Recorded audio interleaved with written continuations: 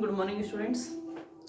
इससे पहले लेक्चर में हम लोगों ने जो लिपिड्स होते हैं, लिपिड्स में वसा और ऑयल दोनों के कुछ कॉन्स्टेंट्स के बारे में बात की थी और उनके कुछ भौतिक गुणों के बारे में बात की थी और कुछ रासायनिक गुण। यहाँ पर रासायनिक गुणों को भी देखा था हमने।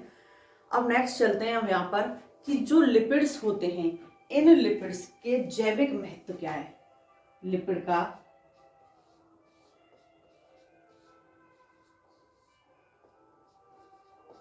जैविक महत्व,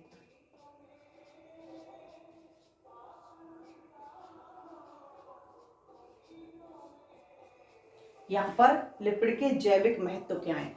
जब हमने आपको व्युत्पन्न लिपिड के बारे में बात की थी और उसके बैक्स के बारे में बात की, सरल लिपिड के बारे में बात की थी, तो बहुत सारी चीज़ों को वहाँ बताया था कि ग्लाइकोलिपिड बनते हैं, लिपोप्रोटीन बनती है, फोस्फोलिपिड बनते हैं, बैक्स है जो स्नेहक के रूप में होती है या फिर कहें रक्षी परत के रूप में होती है। तो ये जो लिपिड होते हैं, चाहे हम यहाँ पर बॉडी में अंदर की बात करें, चाहे हम बॉडी के बाहर की बात करें, प्लांट की बात करें या एनिमल की बात करें, सभी के अंदर किसी न किसी रूप में यहाँ पर ये प्रयुक्त होते हैं। इनका यहाँ पर जैविक महत्व होता है। तो देखिए फर्स्ट, यहाँ पर जितने भी फॉस्फोलिपिड,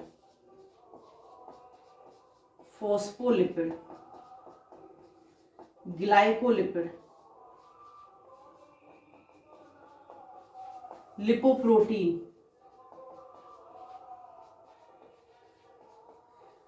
यहां जितने भी ये लिपिड हैं, जो संयुक्त लिपिड हैं, ये सभी संयुक्त लिपिड सेल और सेल मेम्ब्रेन के निर्माण में प्रयुक्त होते हैं। ये निर्माण में प्रयुक्त, क्योंकि जब हमने फर्स्ट ईयर में कोशिका के बारे में बात की थी, कोशिका की झिल्लियों के बारे में बात की थी, तो हमको पता है कि जो सेल की मेम्ब्रेन होती है, वो सेल की, चाहे हम एनिमल्स की बात करें, चाहे हम प्लांट्स की बात करें, सभी की जो सेल मेम्ब्रेन होती है उसके अंदर फॉस्फोलिपिड, ग्लाइकोलिपिड प्रेजेंट होते हैं। तो यहाँ पर सेल के अंदर लिपोप्रोटीन भी प्रेजेंट होती है, मेम्ब्रेन पर भी लिपोप्रोटीन वाहक के रूप में मिल जाते हैं ये। तो यहाँ पर सेल और सेल मेम्ब्रेन दोनों के ही मुख्य घटक होते हैं, इनके निर्माण में मुख्य भूमिका ये निभाते हैं। ऊर्जा स्रोत के रूप में, ऊर्जा स्रोत के रूप में कार्बोहाइड्रेट भी काम में लेते हैं,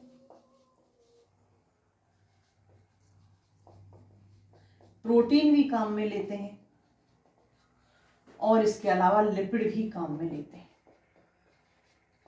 तो स्टूडेंट्स, जो लिपिड होते हैं, इन दोनों की तुलना में अधिक ऊर्जा मुक्त करते हैं, अधिक ऊर्जा देते हैं। अगर लिपिड का पूर्ण ऑक्सीडेशन हो रहा है, अपूर्ण नहीं, पूर्ण, अगर लिपिड का पूर्ण ऑक्सीडेशन हो रहा है तो इससे 9 किलो कैलोरी ऊर्जा मुक्त होती है, 9 किलो कैलोरी ऊर्जा मुक्त होती है, जो कार्बोहाइड्रेट और प्रोटीन में सबसे अधिक होती है। तो यहाँ अगर ऊर्जा स्रोत के रूप में लिपिड प्रयुक्त कर रही है कोशिका, अगर कोशिका लिपिड का ऑक्सीडेशन कर रही है, पूर्ण ऑक्सीडेशन कर रही है, तो यहाँ पर 9 किलो कैलोरी ऊर्जा एक मॉलिक्यूल से फ्री होती है, जो कार्बोहाइड्रेट और प्रोटीन की तुलना में क्या होता है, अधिक होता है। तो ऊर्जा स्रोत के रूप में भी लिपिड काम में आते हैं। ऊष्मारोधी परत,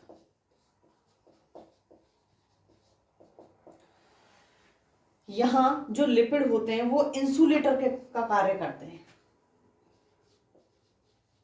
इंसुलेटर, ऊष्मारोधी परत के रूप में कार्य करते हैं। ये एनिमल्स के अंदर, प्लांट्स के अंदर नहीं, केवल एनिमल्स के अंदर, एनिमल्स के की त्वचा के नीचे, एनिमल्स की जो स्किन होती है, इस स्किन के नीचे, त्वचा के नीचे या भीतरी अंगों में, या भीतरी अंगों के चारों ओर ऊष्मा रोधी परत का निर्माण करेंगे।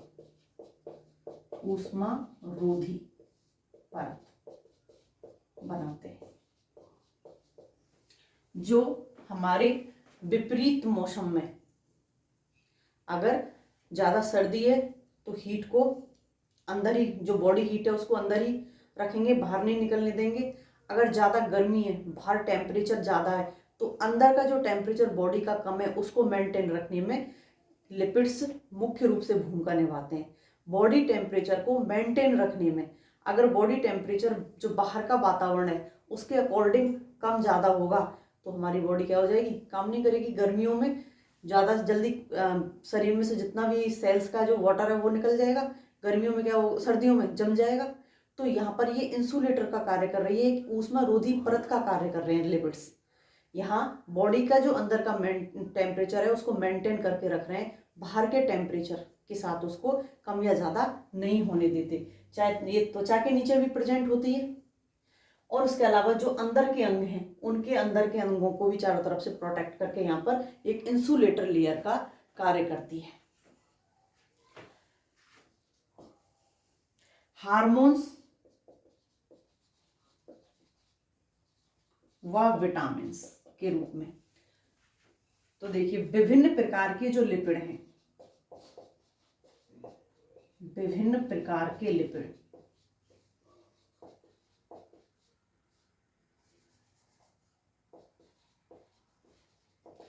ये विभिन्न प्रकार के लिपिड हार्मोन्स और विटामिन्स के रूप में भी प्रयुक्त होते हैं। कैसे? यहां पर जो कॉलिक एसिड होता है, कॉलिक एसिड, विटामिन डी, इनका जो संश्लेषण होता है, इनका संश्लेषण होता है वो किससे होता है? स्टीरॉल से। इनका संश्लेषण स्टीरॉल से होता है। तो यहाँ पर ये विटामिन्स का भी निर्माण कर रहे हैं। हार्मोन्स, कॉलिक क्या होता है? हार्मोन्स के रूप में प्रयुक्त होता है। ये हार्मोन्स का भी निर्माण कर रहे हैं। ये स्टीरॉल और वसा अम्लों के जो व्युत्पन्न होते हैं, स्टीरॉल के साथ साथ यहाँ पर और भी फैटी एसिड हैं जिनके ये क्या होते हैं? व्युत्पन्न, एसिड के व्युत्पन्न होते हैं। तो यहाँ पर ये हार्मोन्स के रूप में और विटामिन्स के रूप में भी प्रयुक्त होते हैं, वाहक के रूप में, वाहक के रूप में। यहाँ पर कुछ विटामिन्स पाई जाती हैं, ये विलेयकारी विटामिन्स होती हैं, जो कौन कैसी होती हैं? वसा में विलेयकारी या वसा में विलेय विटामिन, जैसे ए, डी और भी हैं। ये जो वसा में विलेय विटामिन्स होती हैं, ये वसा के अंदर विलेय हो जाती हैं और फिर वसा इनका क्या करती है? वाहन करती है। वसा के अंदर ये विलेय हो जाती हैं और वसा में विलेय होकर के वसा इनका क्या करेगी?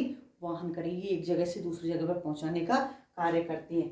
तो यहाँ पर कुछ विटामिन्स हैं जो वसा के अंदर विलेय पाई जाती हैं, जो बॉडी में एक स्थान से दूसरे स्थान पर पहुंच जाती हैं रक्षी परत के रूप में।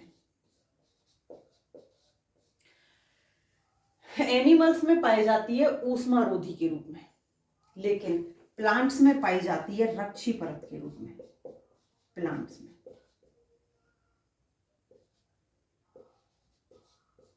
जो लिपिड होते हैं वो रक्षी परत के रूप में होते हैं। तो यहाँ पर जो प्लांट्स होते हैं, इस प्लांट्स के जो पर्ण होती हैं, प्लांट्स में जो पर्ण होती हैं, इन पर्ण पर वैक्स पाई जाती है। और खासकर बात करें हैं हम हाइड्रोफाइट्स की, हाइड्रोफाइट्स जो जलीय प्लांट होते हैं, इन जलीय प्लांट की लीफ के ऊपर जो पर्ण होती हैं, लीफ के ऊपर वैक्स की लेयर पाई जाती है, वैक्स की लेयर पाई जाती है। क्यों? क्योंकि ये पानी के लगातार कांटेक्ट में रहते हैं। अगर इनके ऊपर वैक्स की लेयर नहीं पाई जाएगी तो क्या होगा? पत्तियां गल जाएंगी। ऐसे जो जीरोफाइट्स प्लांट होते हैं उनके ऊपर जो मोटी क्यूटिकल पाई जाती है या फिर मोटी बैक्स की लेयर पाई जाती है, जिससे कम से कम जल की हानि हो, बाष्पोत्सर्जन की प्रक्रिया यहाँ पर क्या हो, कम से कम। इसके अलावा कुछ जैसे पक्षियों में क्या होते हैं, पंख। जो पक्षी होते हैं, पक्षियों में जो पंख होते हैं, कीटों के अंदर जो पंख होते हैं, कीटों की बॉडी, तो यहाँ पक्षियों के पंखों पर, कीटों की बॉडी पर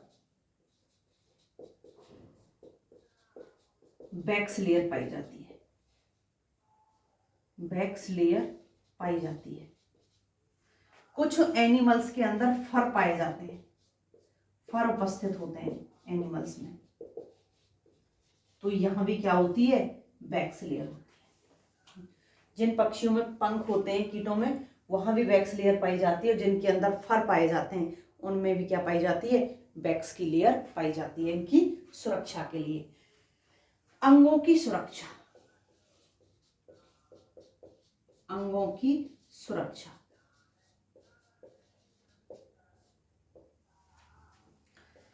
जो हमारे इंटरनल ऑर्गन्स हैं, कौन से, हार्ट,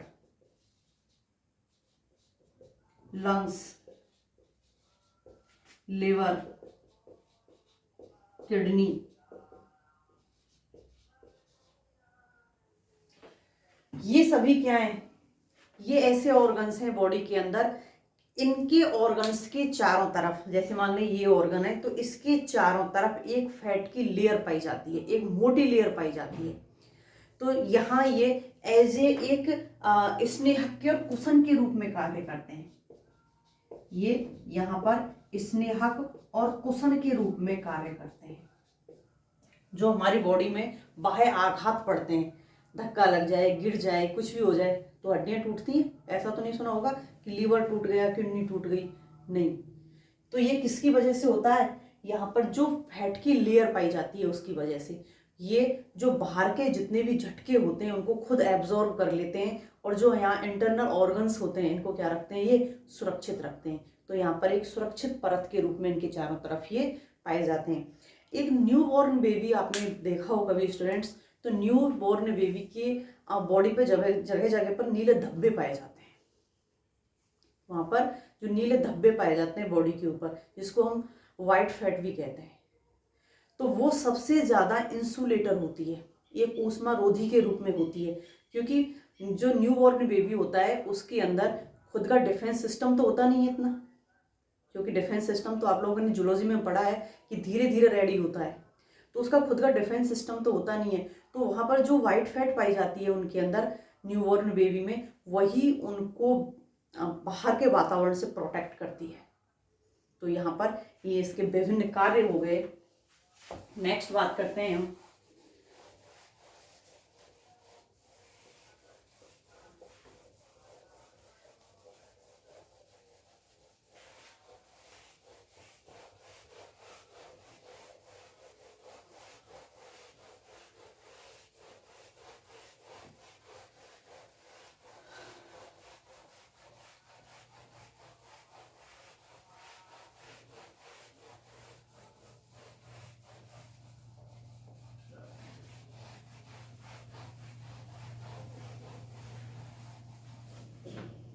लिपिड का व्यावसायिक महत्व क्या होता है इंडस्ट्री के अंदर।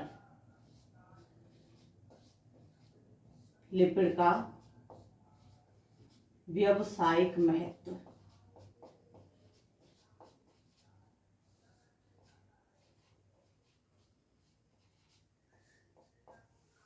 देखिए सबसे पहले तो हमने पढ़ा था हाइड्रोजनीकरण, जिसके अंदर क्या बना रहे थे हम, वनस्पति घी। तो यहां पर जितने भी यहां लिपिड होते हैं या ऑयल होते हैं, लिपिड की बात करें, वसा या अम्ल की बात करें, इनका हाइड्रोजनीकरण के द्वारा, हाइड्रोजनेशन के द्वारा बड़े स्तर पर उद्योगों में बड़े स्तर पर किसका निर्माण किया जाता है, वनस्पति घी का।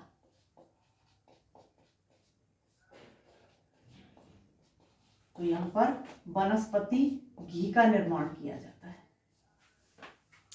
इसके अलावा जो विभिन्न तेल होते हैं जैसे नीम का, लौंग का भी तेल निकाला जाता है।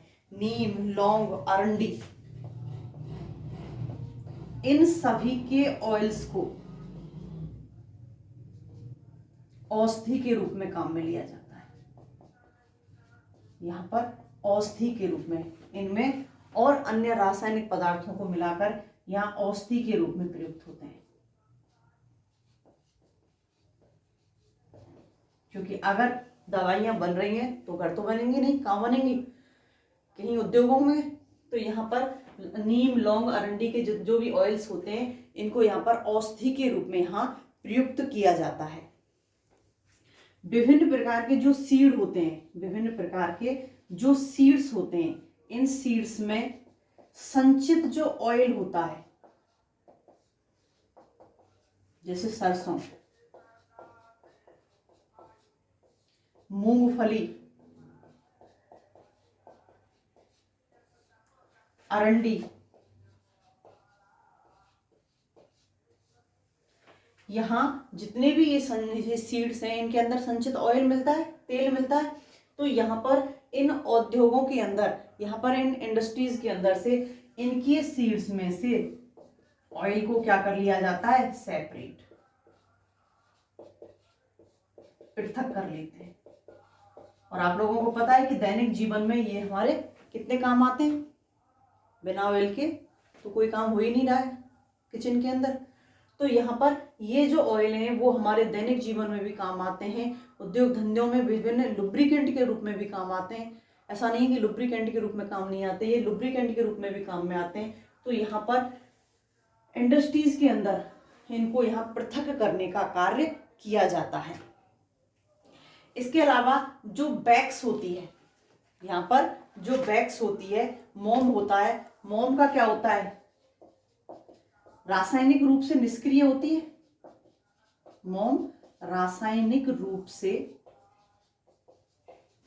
निष्क्रिय होती है। एक तो इसका ये गुण, दूसरा इसका जो मेल्टिंग पॉइंट होता है, ये मेल्टिंग पॉइंट कैसा होता है? हाई, बहुत अधिक होता है। वैक्स का मेल्टिंग पॉइंट बहुत अधिक होता है।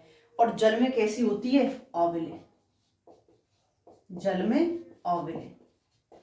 तो ये इसके सारे जो गुण हैं, इन सारे गुणों की वजह से यहाँ पर जो लकड़ी उद्योग होता है, जहाँ फर्नीचरों का निर्माण किया जाता है, तो इसको फर्नीचर के निर्माण में, या फिर कहें कि फर्नीचर के पॉलिश के लिए काम में लिया जाता है। फर्नीचर की पॉलिश के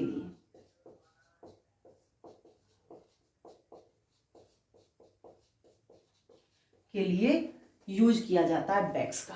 तो यहाँ जितने भी काम हैं ये सारे के सारे कौन से हैं? इंडस्ट्रियल काम है जो औद्योगिक स्तर पर किए जाते हैं। तो लिपिड्स को औद्योगिक स्तर पर विभिन्न रूप से प्रयुक्त किया जाता है।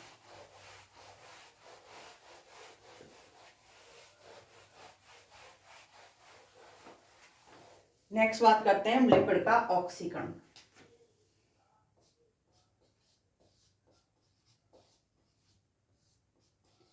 लिपिड का ऑक्सीकरण,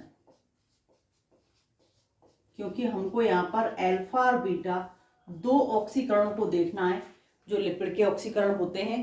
तो यहाँ पर जो लिपिड का ऑक्सीकरण है, ये लिपिड का ऑक्सीकरण यहाँ 3 चरणों के अंदर होता है। लिपिड का ऑक्सीकरण 3 स्टेप में होता है।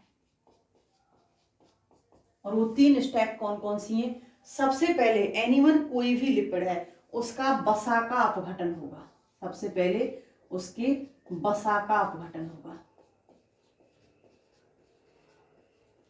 जब यहाँ पर वसा का अपघटन हो जाता है तो वसा के अपघटन के बाद में जो ग्लिसरॉल का पाइरूवेट में परिवर्तन और ऑक्सीडेशन होता है। यहाँ जो ग्लिसरॉल बनता है,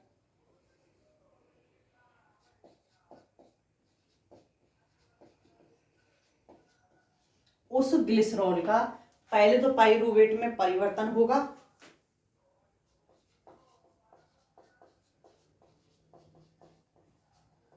और उसके बाद में उसका क्या होगा, ऑक्सीकरण, क्योंकि इसके ऑक्सीकरण पर यहाँ पर एसिटाइल कोएंजाइम ए प्राप्त होगा हमको। और लास्ट जो 3 स्टेप है, इसमें क्या होगा, जो फैटी एसिड है, जो यहाँ पर फैटी एसिड है, इन फैटी एसिड्स का ऑक्सीडेशन होगा। यहाँ पर फैटी एसिड्स का ऑक्सीडेशन होगा। ये ऑक्सीडेशन 2 प्रकार से होता है, एल्फा ऑक्सीडेशन और दूसरा होता है बीटा ऑक्सीडेशन। तो यहाँ फिर इन फैटी एसिड्स का 2 प्रकार से ऑक्सीडेशन होता है। तो स्टूडेंट्स, यहाँ पर किसी भी लिक्विड के ऑक्सीकरण के लिए 3 स्टेप्स को फॉलो किया जाता है। तो फर्स्ट देखते हैं हम वसा का अपघटन। यहाँ वसा का अपघटन किस प्रकार से होता है। जो प्राकृतिक परिस्थितियां होती हैं अपघटन की, हम प्राकृतिक परिस्थितियों की बात कर रहे हैं, कृत्रिम परिस्थितियों की बात नहीं कर रहे। तो जो प्राकृतिक परिस्थितियां होती हैं, इन प्राकृतिक परिस्थितियों में जो लाइपेज होता है, लाइपेज क्या करता है, वसा का जल अपघटन करता है। लाइपेज के द्वारा वसा का क्या किया जाता है, जल अपघटन किया जाता है। अब यहाँ पर जल अपघटन भी कैसे होगा, लाइपेज के द्वारा वसा का जल अपघटन तो हो जाएगा, लेकिन ये जल अपघटन भी क्या होगा, कैसे होगा, यहाँ पर 3 चरणों के अंदर होता है। पहले जो अल्फा कार्बन है, अल्फा कार्बन का ऑक्सीडेशन होगा, या फिर कहें कि अल्फा कार्बन का जल अपघटन होगा, क्योंकि यहाँ पर जल अपघटन के साथ साथ ऑक्सीडेशन की रिएक्शन होगी। तो सबसे पहले तो अल्फा कार्बन का ऑक्सीडेशन होगा और उसके बाद में किसका होगा, बीटा कार्बन का ऑक्सीडेशन होगा, क्योंकि यहाँ पर लाइपेज की उपस्थिति में पूर्ण जल अपघटन या फिर कहें पूर्ण ऑक्सीडेशन होगा लाइपेज की उपस्थिति में। तो यहाँ पहले अल्फा कार्बन का होगा, फिर यहाँ पर बीटा कार्बन का होगा। देखिए कैसे, यहाँ पर CH2, यहां हमने कोई भी R ग्रुप ले लिया, जिसको हमने दे दिया R1, क्योंकि यहाँ सभी को हम अलग अलग मान के चलेंगे। ये R2,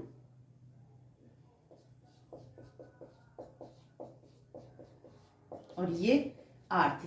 देखो ये फ्रंट का कार्बन आप लोगों ने केमिस्ट्री में पढ़ा है, अल्फा बीटा डेल जो भी कार्बन होते हैं। जो कॉर्नर के ये दोनों कौन से हैं, अल्फा कार्बन, और जो बीच का है वो कौन सा है, बीटा कार्बन।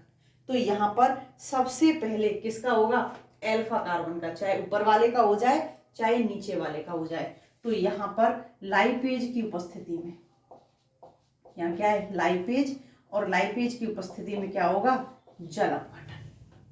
जब यहाँ लाइपेज की उपस्थिति में जल अपघटन होगा तो पहले भी मैंने आपको पढ़ाया है, बॉन्ड ब्रेक होगा, यहां से बॉन्ड टूटेगा, चाहे इसका टूटे चाहे इसका टूटे, एक ही टूटेगा एक स्टेप में, क्योंकि ये प्रक्रिया 3 स्टेप में होगी। ये प्रक्रिया भी किसमें होती है, 3 स्टेप्स में। तो सबसे पहले देखिए CH2OH,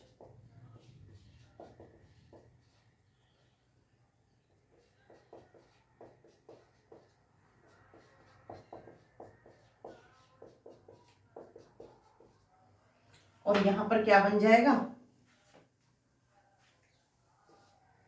ये अलग हुआ है तो R1 COOH, यही बनेगा, क्योंकि जल कैसे टूट रहा है, इस रूप में। तो OH तो यहां आ गया और शेष बचा हाइड्रोजन। ये तो फर्स्ट स्टेप हो गई। एंड सेकंड स्टेप में वापस लाइपेज और वापस से जल, क्योंकि लाइपेज की उपस्थिति में जल अपघटन हो रहा है। तो अब दूसरा अल्फा कार्बन कौन सा है, ये। तो सेकंड स्टेप में क्या होगा, CH2,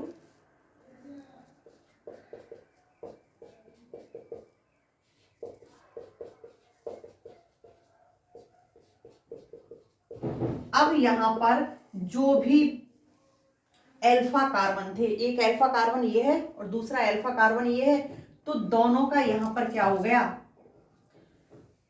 ऑक्सीडेशन हो गया। तो यहाँ क्या निकल जाएगा, R3COOH। अब इसका फिर होगा थर्ड स्टेप में, तो यहाँ भी क्या होगा, H2O होगा और लाइपेज होगा। ऐसे ही यहाँ H2O और लाइपेज। अब यहाँ थर्ड स्टेप में क्या होगा, बचा कौन सा, बीटा। तो हमारे पास में केवल बीटा ही तो बचा है। दोनों अल्फा कार्बन का तो ऑक्सीडेशन हो गया। अब यहाँ पर जो बीटा कार्बन बचा है स्टूडेंट्स, अब इस रहे बचे बीटा कार्बन का भी क्या हो जाएगा, ऑक्सीडेशन।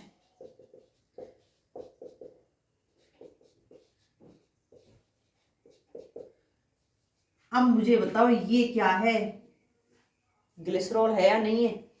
तो यहाँ पर जब किसी भी वसा का ऑक्सीडेशन होता है तो वसा के ऑक्सीडेशन से हमें दो चीज प्राप्त होंगी, एक तो फैटी एसिड जो ये प्राप्त हो रहा है और दूसरा ग्लिसरॉल। तो सबसे पहले यहाँ पर जो वसा का जल अपघटन किया है, सबसे पहले यहाँ पर हमने जो वसा का जल अपघटन किया है, इस वसा के जल अपघटन से यहाँ पर हमको क्या प्राप्त हो गया, ग्लिसरॉल। ये फैटी एसिड अब यहाँ काम नहीं आएंगे क्योंकि हमको क्या चाहिए, एसिटाइल कोएंजाइम ए, और ये एसिटाइल कोएंजाइम ए हमको कौन देगा, ग्लिसरॉल देगा। तो सेकंड स्टेप देखते हैं नेक्स्ट वीडियो में।